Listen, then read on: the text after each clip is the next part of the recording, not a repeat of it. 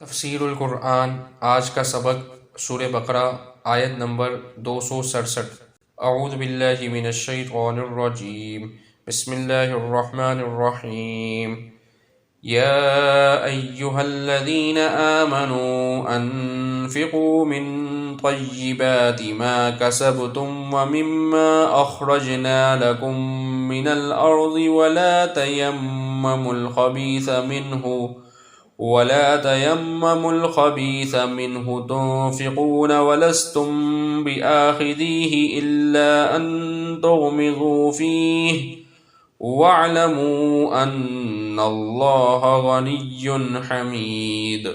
ترجمہ: اے ایمان والو، خرچ کرو اپنی کمائی میں سے پاکیزہ چیزوں کو، اور اس میں سے جو ہم نے نکالا تمہارے لیے زمین میں سے، اور مت ارادہ کرو ردی چیز کا کہ اس میں سے خرچ کرو، اور تم خود اس کے لینے والے نہیں ہو مگر اس صورت میں کہ چشم پوشی کر جاؤ، اور جان لو کہ بلا شبہ اللہ تعالی غنی ہے اور حمید ہے۔ اللہ کی رضا کے لیے عمدہ مال خرچ کرنے کا حکم۔ گزشتہ آیات میں اللہ کی راہ میں خرچ کرنے والوں کا ثواب ذکر فرمایا ہے اور خرچ کرنے کے آداب بتائے ہیں۔ اس آیت میں اپنے کمائے ہوئے مالوں میں سے طیب، عمدہ، حلال اور اچھی چیزیں خرچ کرنے کا حکم فرمایا ہے۔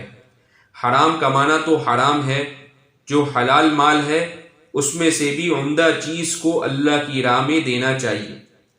اسباب النزول میں اس آیت کا سبب نزول بتاتے ہوئے حضرت برہ بن عازب رضی اللہ عنہ سے نقل کیا ہے کہ یہ آیت انصار کے بارے میں نازل ہوئی ہے۔ جب فصل پر کھجوروں کے پھل کاٹتے تھے تو کھجوروں کے خوشے رسول اللہ صلی اللہ علیہ وسلم کی مسجد میں ستونوں کے درمیان بندھی ہوئی رسی پر لا کر ٹانگ دیتے تھے، جس میں سے فقراء مہاجرین کھا لیتے تھے۔ ان میں سوکھے ہوئے خوشے بھی ہوتے تھے۔